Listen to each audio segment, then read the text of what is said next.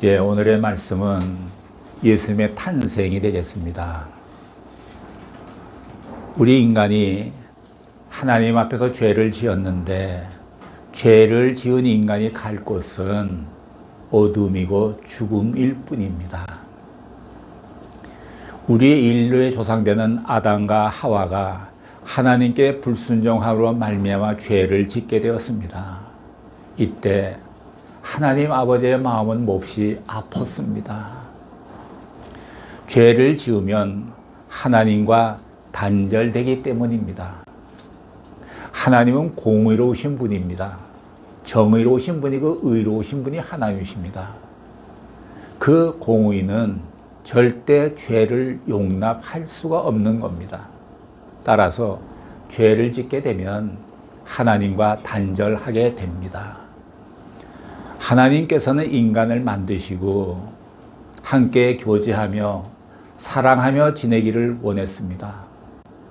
그래서 매일 서늘할 때가 되면 하나님께서 에덴 동산에 찾아오셔서 아담 부부와 함께 교제하셨고 이것이 큰 기쁨이었고 즐거움이었습니다.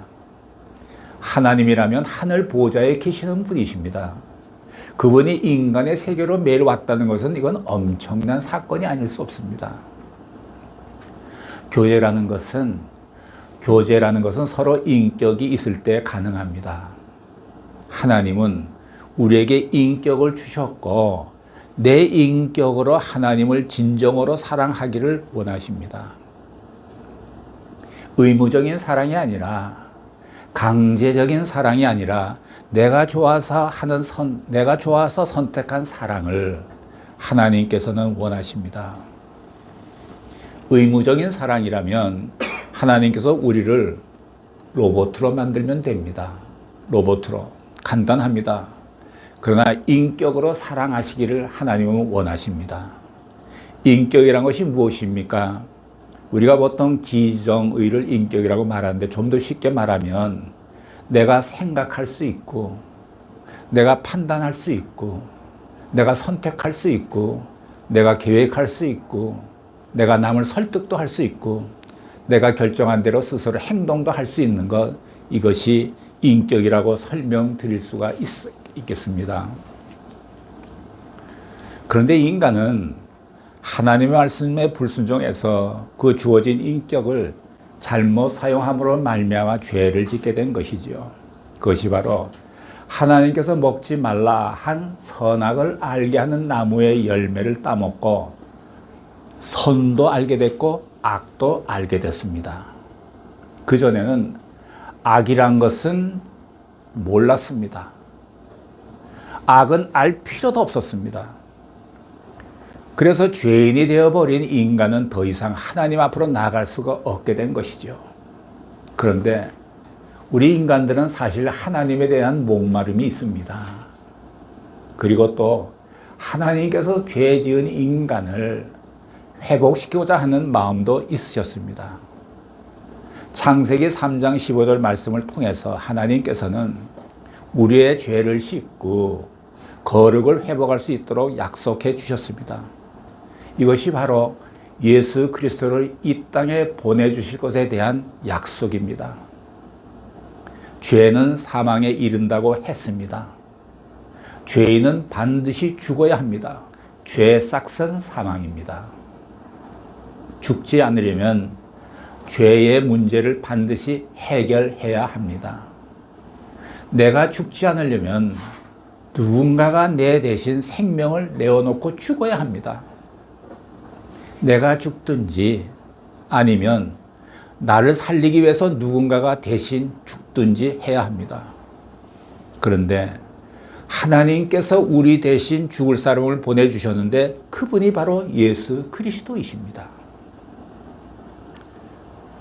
그분이 결국 우리의 모든 죄와 허물을 다 짊어지시고 십자가의 죽음을 몸소 택하시고 보혈을 흘려주시며 대속의 죽음을 죽으시면서 구원의 길을 활짝 열어놓아 주셨습니다.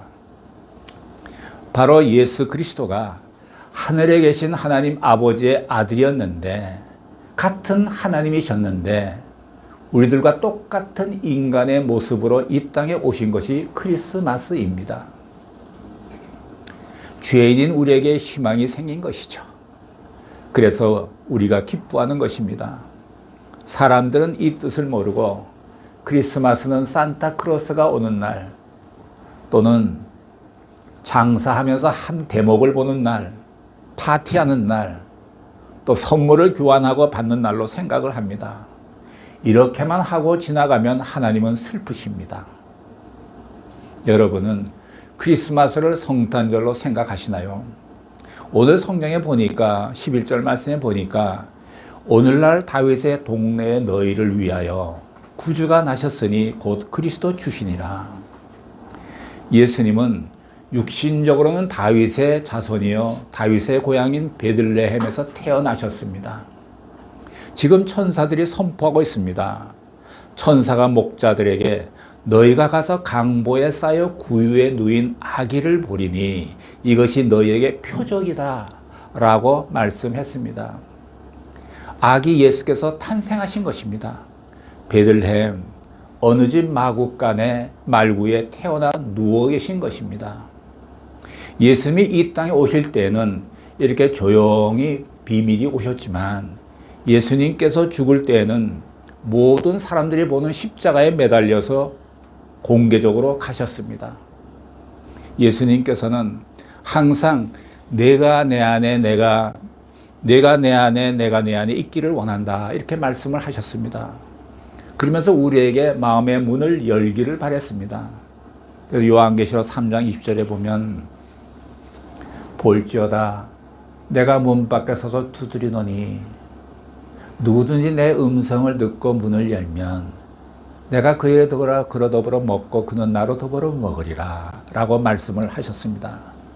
그런데 가만히 생각해 보면 내 안이 주님이 내 안에 들어오시고 싶어 하시는데 생각해 보십시오. 내 안이 내 마음이 그렇게 편한 것이 아닙니다. 절대 편한 것이 아닙니다. 온갖 탐욕과 시기심과 미움과 거짓과 위선과 교만으로 가득 차 있는 것 아닙니까? 정말 역겨운 냄새가 나는 곳입니다. 결코 편한 곳이 아닙니다. 왜 그런 썩은 냄새가 물씬 나는 내 마음속으로 예수님이 들어오시려고 하실까? 내 자신은 내 스스로의 의지로 나의 이념이나 철학이나 도덕과 윤리로 결코 나를 정결케 할 수 없습니다. 거룩하신 예수님이 내 안에 들어오셔야 내가 변화가 되고 결국 깨끗게 될 수 있습니다. 그래서 주님이 내 안에 들어오시기를 간절히 원하신 거죠. 제가 40대 초반에 예수님을 만나달라고 기도를 참 많이 했죠. 오랜 기도 끝에 어느 날 새벽 기도하는데 예수님이 저를 찾아오셨습니다. 하얀 세마포 옷을 휘날리면서 가까이 오시는데 내가 6년 동안 기도했는데 드디어 오늘 내가 예수님을 만나는구나 하는 흥분이 있었어요. 가까이 다가오는 거예요. 그런데 이게 웬일입니까? 그날이야말로 예수님을 만나는 날인데 가까이 오시는 예수님을 향해서 제가 이렇게 말하더라고요. 예수님, 가까이 오지 마십시오. 그러니까 딱 정지하시더라고요. 인격 대 인격이니까 정지하세요. 그리고 저는 무슨 마음이었냐면 그래도 나는 좀 괜찮은 인간인 줄 알았는데 거룩 앞에 내가 서게 되니까 내가 얼마나 지저분하고 더러운 인간인지 순간 알겠더라고요. 정말 내 마음속에 썩은 냄새가 나는 존재라는 걸 내가 알겠더라고요. 그전에는 그건 몰랐어요. 거룩 앞에 서면 알게 됩니다. 그래서 그 이튿날도 예수님이 오세요. 똑같은 시간에. 내가 똑같이 얘기해. 그래서 내가 예수를 못 만나는 거예요, 지금. 근데 저는 마음속으로 그래도 내가 예수님 만나려면 철저히 내가 회개하고 나를 좀 깨끗게 한 다음에 예수님을 만나야 이게 예의지. 이게 또 유교 사상이에요, 이것도 말이죠. 그래서 제가 거절한 거예요, 자꾸. 한 일주일을 그랬어요. 그러다가 안 되겠다. 아무리 내가 노력해도 내가 깨끗해지지 않는구나. 예수님을 받아들여야 되겠다. 그래서 제가 그다음에 예수님이 오시는데 난 이런 걱정했어요. 내 썩은 냄새가 예수님의 세마포 옷자락에 벨까봐 그게 걱정이 돼서 그만 오세요. 그 옷자락이 더러워질까봐 그런 마음이었어요. 근데 제가 노력해서 제가 정결케 되는 게 아니더라고요. 그래서 내가 이제 이 모습 이대로, 죄인된 모습 이대로, 더러운 존재 이 모습 이대로 내가 주님을 만나리라. 그리고 그 이튿날 또 예수님이 찾아오시는데 일주일 동안 그랬어요. 제가 예수님께 손을 내밀었습니다. 나를 불쌍히 여기시옵소서. 제가 손을 내밉니다. 주님, 날 만나주세요. 예수님께서 제 손을 잡아주시면서 하시는 한마디 말씀. 아들아, 세월이 오래 걸렸구나. 이렇게 한마디 말씀 하시더라고요. 그날이 내 분명히 기억하는데 1986년 12월 10일, 12일 새벽이었어요. 근데 예수님 만난 거예요. 예수님이 내가 만나서 내가 받아들여야 내가 정결케 되지. 내가 뭐 예를 차려서. 그래서 내가 가졌던 그 어릴 때부터 우리 집안도 그렇고 좀 유교 사상이 많았는데 예수를 만나고 예수 믿는데 저에게는 유교 사상이 조금 방해가 됐다고 생각이 돼요. 참 그런 일이 있었어요. 우리가 예수님을 받아들이는데 사람들이 말입니다. 문을 열기는커녕 안쪽에서 문고리를 잡아당기고 있는 것 같은 기분이 들어요. 그렇게 열라 해도 안 열거든요. 안쪽에서 문고리를 잡아당기고 계세요. 예수님께서 태어나셔서 구유에 누워 계셨어요. 구유란 무엇입니까? 동물들의 그 먹이를 담는 먹이통이 아닙니까? 한 번도 씻어본 일도 없고 쌓이고 쌓인 찌꺼기 얼마나 역겹고 썩은 냄새가 나겠습니까? 예수님께서는 태어나자마자 이런 공기를 호흡하셨어요.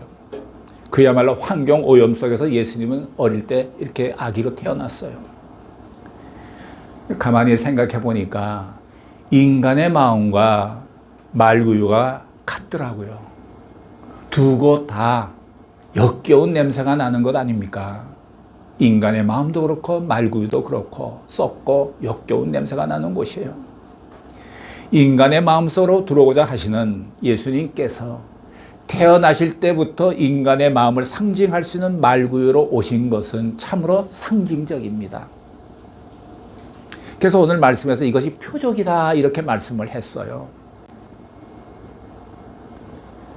여러분의 마음은 깨끗해지셨습니까? 말구유에서 이제는 은그릇 금그릇으로 변했습니까? 변하고 있으십니까? 예수님을 마음속으로 받아들여야 이것이 가능합니다. 말구유로 오신 예수님의 마음을 이제는 헤아릴 수 있을 것 같아요. 예수님이 태어나심을 허다한 천군 천사가 하나님을 찬송했습니다. 이렇게 선포했습니다. 14절에 보면 지극히 높은 곳에서는 하나님께 영광이요 땅에서는 기뻐하심을 입은 사람 중에 평화로다. 하늘에는 영광인데 땅에서는 평화라고 했습니다. 그런데 땅에 있는 모든 사람들에게 평화가 아니라 예수님 오심을 기다렸고 오심을 기뻐하는 사람들에게만 땅에 평화가 있다는 것이죠. 성탄절을 맞이하면서 마음의 평화가 찾아오는 사람은 예수님을 오심을 기뻐하는 사람들입니다. 예수님께서는 시간과 공간을 초월하시는 분이십니다.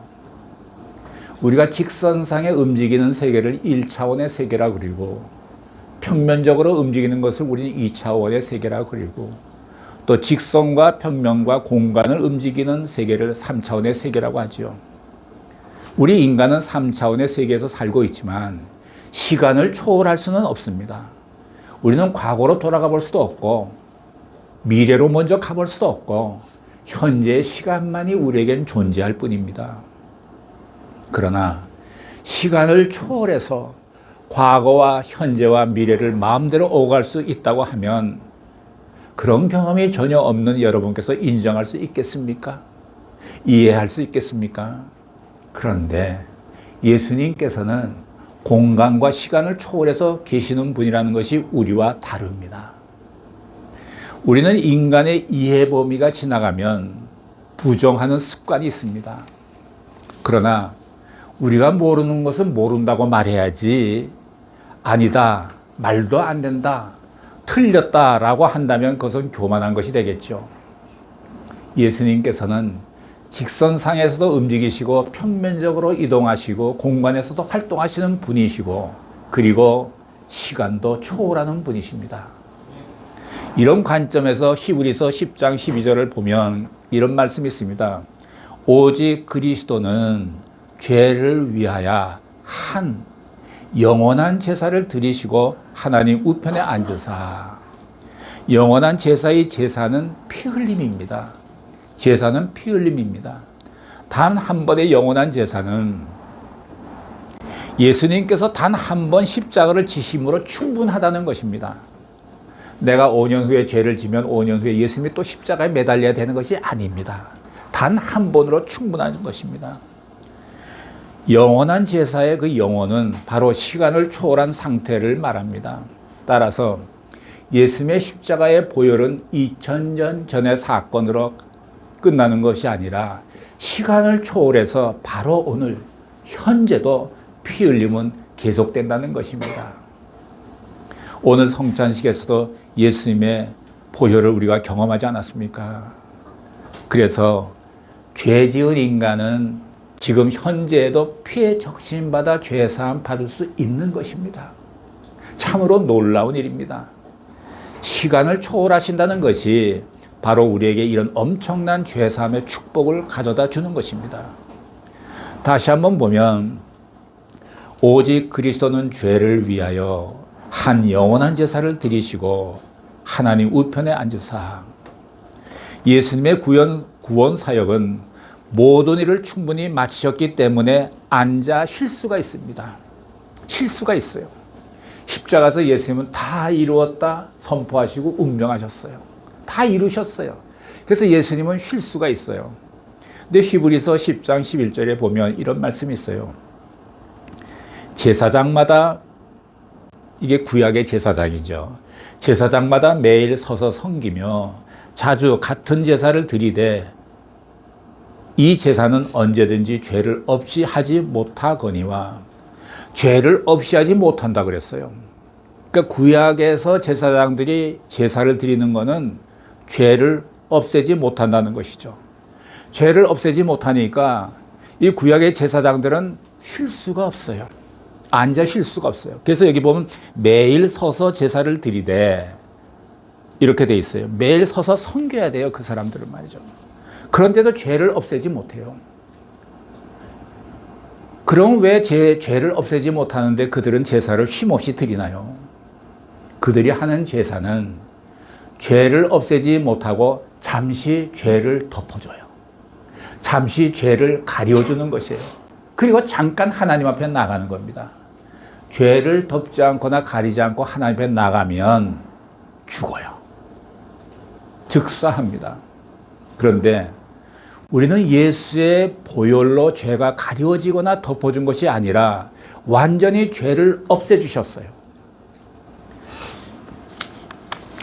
제가 이런 걸 하나 갖고 나왔습니다. 이게 죄입니다.